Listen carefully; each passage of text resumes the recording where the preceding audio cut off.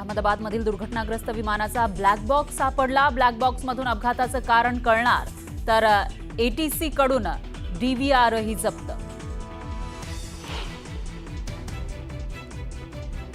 विमान दुर्घटनेनंतर आता मृतदेहांची ओळख पटवण्याबाबत मोठी कसरत। 200 पेक्षा जास्त लोकांचे डीएनए सॅम्पल घेतल्याची माहिती।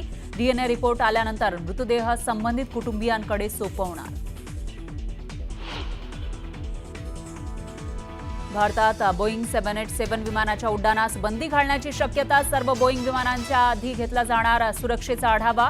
डीजीसीए कडून विशेष ग्राउंड करण्याची तयारी। विमान अपघातातून वाचलेल्या विश्वास कुमारची पंतप्रधान मोदींनी केली विचारपूस। अपघात झाल्यानंतर गेट उघडल्यामुळे पडला होता बाहेर। एअरपोर्टवर पोहोचायला 10 मिनिटं उशीर झाल्यानं भूमी चौहानचा वाचला जीव। पंतप्रधान मोदींकडून विमान दुर्घटनास्थळावर जाऊन पाहणी, तर रुग्णालयामध्ये जाऊन जखमींची विचारपूस। अधिकाऱ्यांकडून घेतली माहिती।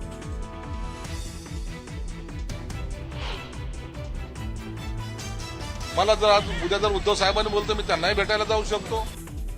उद्धव ठाकरेंनी बोलावलं तर भेटायला जाईन। मंत्री संजय शिरसाट यांच्या वक्तव्यानं राजकीय वर्तुळात चर्चांना उधाण। पालिका निवडणुकीमध्ये भाजप सोडून कुणासोबतही युती करण्याची शरद पवार पक्षाची तयारी। अजित पवारांसोबतही युती होऊ शकते। न्यूज 18 लोकमतला वरिष्ठ सूत्रांची माहिती।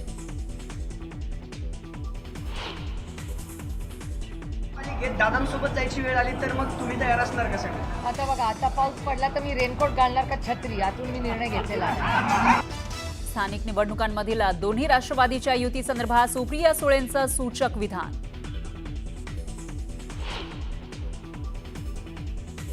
मुंबईच्या कांदिवलीमध्ये भाजपच्या 2 गटात राडा। आशिष शेलार यांच्या समोरच तुफान हाणामारी। भाजपकडून कार्यकर्त्यांवर कारवाईची शक्यता। पुणे महानगरपालिकेचा विमाननगर परिसरातील अतिक्रमणांवर कारवाईचा बडगा। नोटिशीनंतरही अतिक्रमण न हटवल्यानं बांधकामावर हातोडा।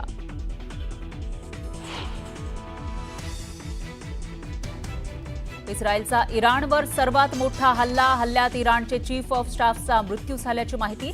इस्रायलनं इराणमधील अधिकारी वैज्ञानिकांना केलं टार्गेट।